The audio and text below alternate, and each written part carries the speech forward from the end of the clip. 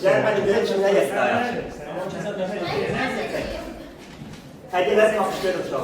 Hediye açılımı. Şuralar. Kahvaltı yoksa. Ne yaxşı maşın?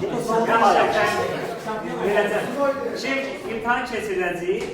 Şimdi yaxşı şey olsa ona verəcək bir kurt sürəcək. Yani 16 ya da meyve hansını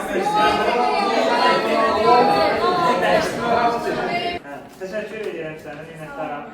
Deməli, məktəb keçən illəri bizim şagird idi və deməli, adım sonra söylədim. Hamısını. Üstünden yazılıyor. Keçən illəri sizin sıralarda ləftə otururdu və çox çalışkan şagird idi.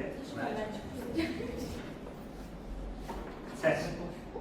Zat müəllimə bir dənə şəkli var idi ki, ondan zədə yox. Ben çektim. Ben sözlerim şu an. Ben Çok sağ ol. Çok sevindim.